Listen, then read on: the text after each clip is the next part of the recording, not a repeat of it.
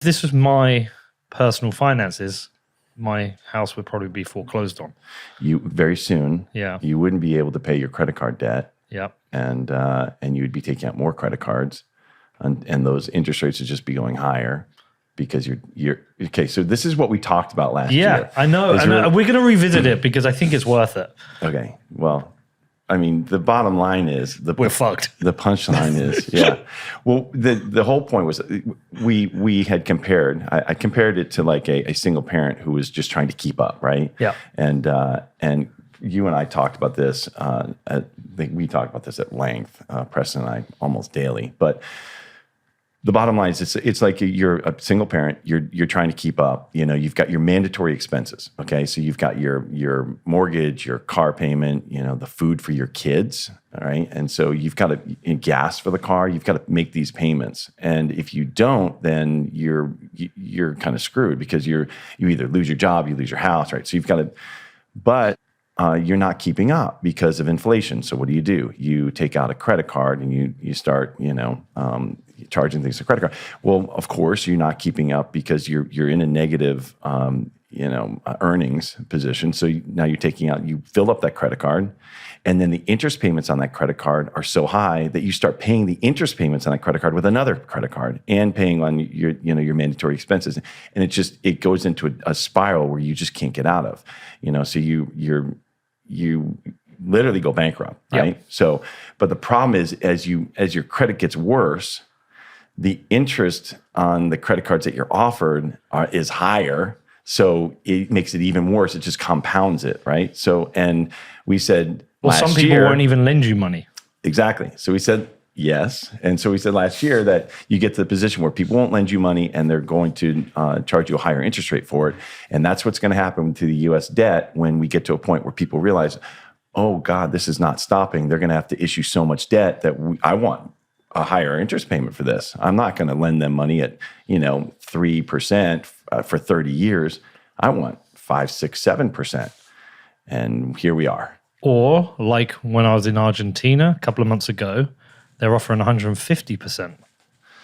Yeah, well, that's hyperinflation, which we could get to. I don't think it's hyperinflation yet. Hyperinflation is 50% a year. Yeah, that's an academic. Yeah. Yes, that's exactly. But that's an academic definition. It's ridiculous. So, okay. Yeah. But my interest in this really is that, and I think the reason we have to revisit it is because lots of people listening to the show, they like Bitcoin, but they tend to tune into these conversations more. It's really a macro show. We call it What Bitcoin Did. It's a macro show. Yeah. And we know that because we'll get you two on and there'll be like 80, 100,000 people listening. We could get Nick Szabo on, it'll be less. So we know, and Nick Szabo people love, but we know that people want the macro because they're like, this is the shit that affects me right now. How bad is it? And what do I need to do? Yeah, because it's affecting your personal finances and the future.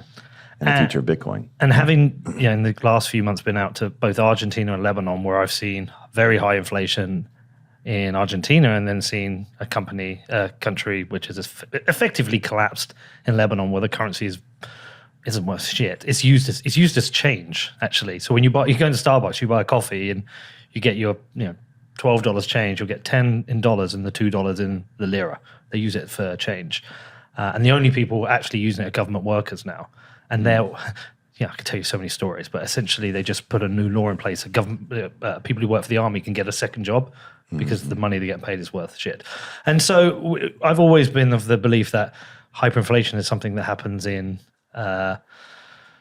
developing economies or other parts of the world that you hear about on the news, and it's never really going to come to the UK. It's never really going to come to the US. But actually, we spoke about this in the UK. I mean, we talked about one of the ideas is that you could run triple-digit inflation to wipe out the debt.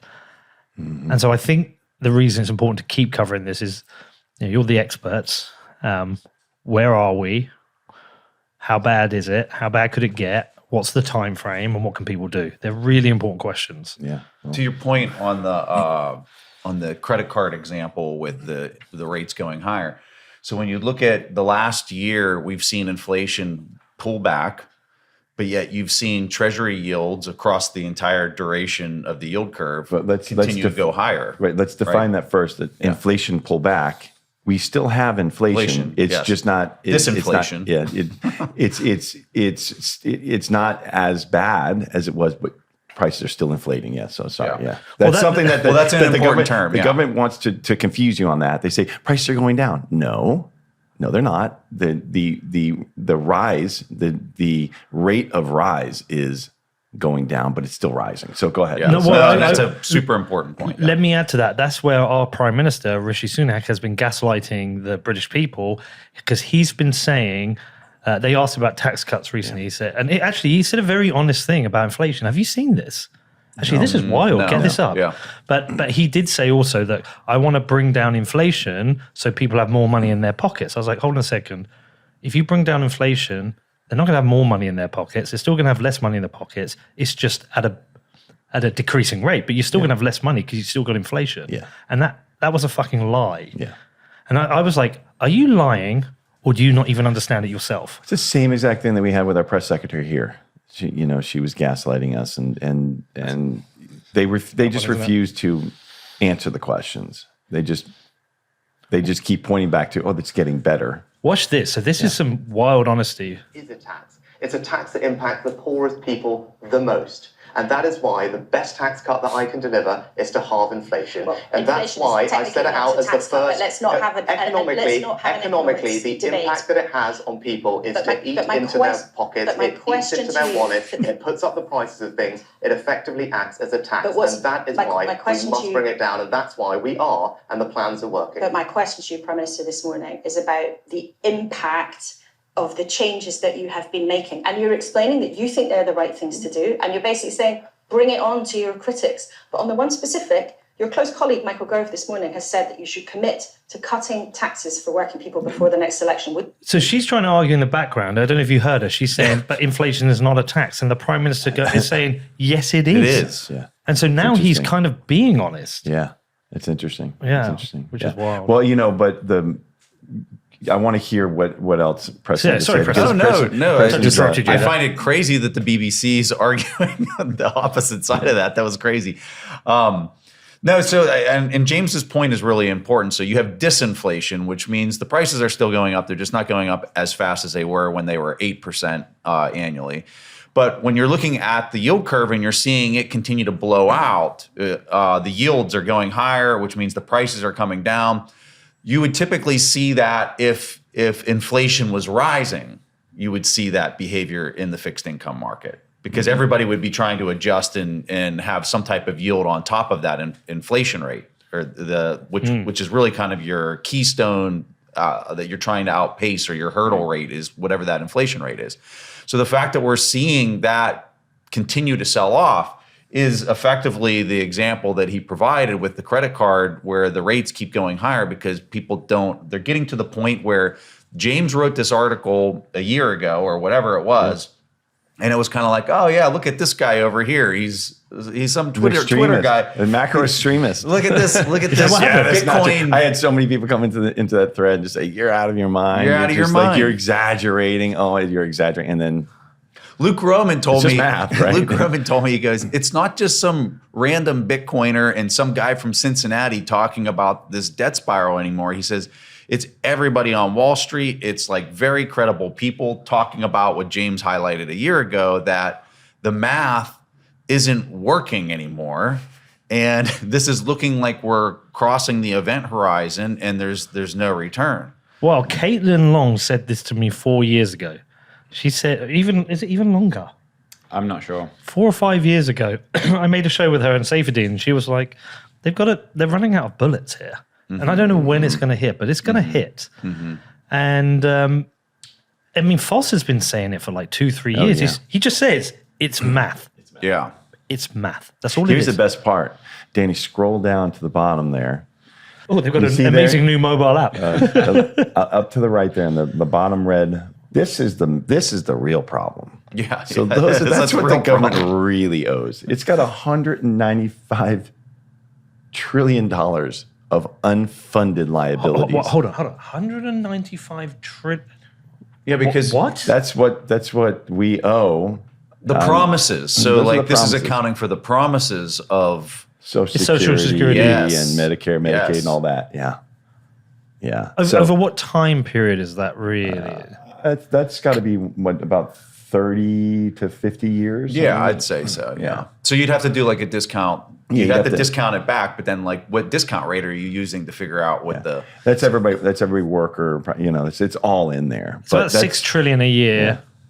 But still, now then if you bring up the chart that we did with the gold chart that I did not do this research. The Treasury job. Yeah. And this is the problem. This is where we're headed because of all of this. Now, I don't know if it's going to be 2036 because he's backing into that number through debt doubling every 8 to 9 years. We're at 33. The M2 is compounding at like 7 to 8%, right? Yeah. So it's at 10 years, you're going to double. That's a 10-year double rate, right? Mm-hmm. So I mean, explaining this to people who are listening and not on YouTube, it looks like around 1970. Yeah, I think that's accurate. Well, if you think about it, in about 2025 or 2032, we'll be at 66 or 70 trillion dollars of debt. Well, I was going to go back a step. So this chart looks at about 1971. There was about 2 trillion of debt, and by 2000, that's about 5 trillion. I mean, at the end of the day, it's log. Like you're dealing, if the money is compounding it from the M2 standpoint, right? If we look at M2 and we do a compounded annual growth rate on M2 over the last 10, 20 years or whatever period you want to use, it's around 7 to 8%. So when you're dealing with that, this needs to be in log. This is in linear terms. So that's why when you're looking at things like before 1980, it looks like a Bitcoin chart, basically, because you're dealing with compound. It's hockey stick. Yes. Yeah. But here's another important part about this is people will comment, but this doesn't matter. You have to look at GDP against it because if GDP is just as high, then it's fine, right? Uh-huh. Well, it's not going to be because GDP is not growing at this rate. It's growing at a slower rate, much slower rate than debt now. And, the problem is you're not going to be able to cover this with earnings without what? Inflation. Period. You need to inflate because you're not going to have enough productivity, natural productivity, to keep up with this pace of debt creation. So you absolutely must have a high rate of perpetual inflation, which is not 2%. So even if the Fed drives down, we go through a recession. What is going to happen if we go through a recession? Well, our receipts. Right, our tax receipts are going to fall. They're already down. They're already down 10%. That's the crazy part. Yeah. They're already down, and we haven't even got into that part of the cycle yet.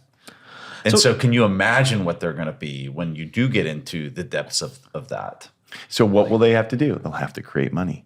So they'll have to print money to come into the markets and shore them up and make sure that GDP doesn't fall dramatically off a cliff because then tax receipts will fall, and this number will only get worse faster.